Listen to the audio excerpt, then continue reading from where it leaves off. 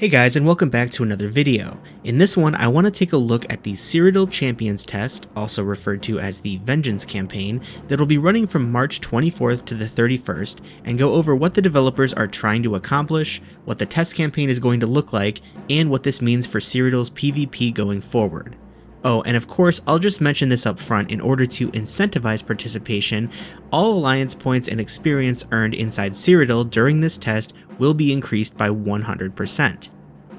Before we get into the details, I just want to emphasize a key point that all the devs have repeated over and over when they're talking about this test. This is only a test. The changes and differences we're going to see here are not permanent, even though this is a test that is happening on the live servers. What they're trying to accomplish is to essentially gather data on as large of a scale as possible while simplifying the work the servers have to do as much as they can.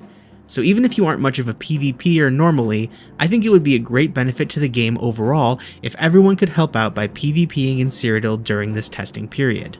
Normally all the testing for ESO is done on the public test servers, but in the case of Cyrodiil and the ongoing performance issues it has, there just aren't enough people on the PTS to do this kind of a test there, so it has to be done on the live servers. I'm no technical expert, but my basic understanding of the problem is this. I think the root cause of these server issues is the sheer complexity of ESO's combat system.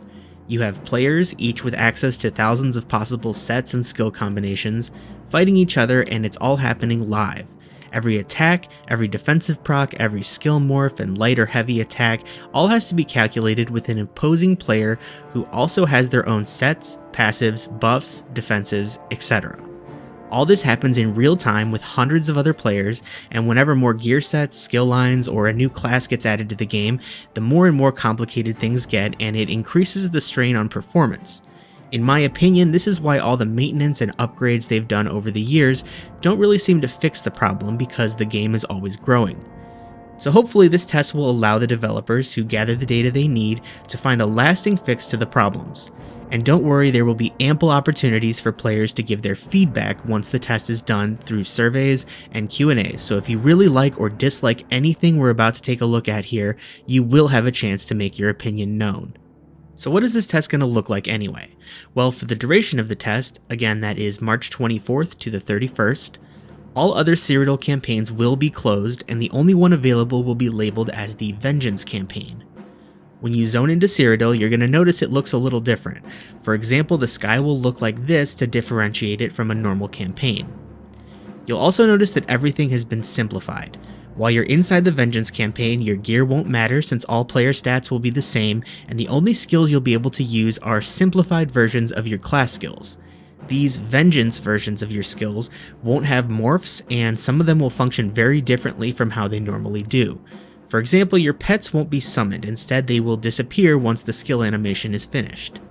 Everyone will be given special test versions of these consumables to use, and it's my understanding that these may function differently, probably also simplified, compared to their normal counterparts. And in order to avoid any confusion, I believe pretty much everything related to the test campaign will have the word Vengeance in it.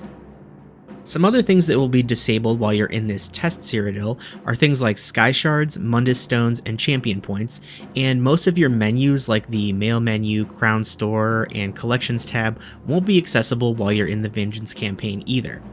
Oh, and don't panic when you open your inventory and you don't see your stuff. It has not gone away, you just won't be able to see your normal inventory or currency tab, I think, while in the testing environment. Everything will still be there when you exit Cyrodiil, and speaking of exiting Cyrodiil, I believe the 100% extra alliance points and experience earned from participation in the test will be awarded upon leaving Cyrodiil as well, not necessarily while you're in there. I think that covers the biggest changes, but if you want to look at more details, I'll leave some links in the description.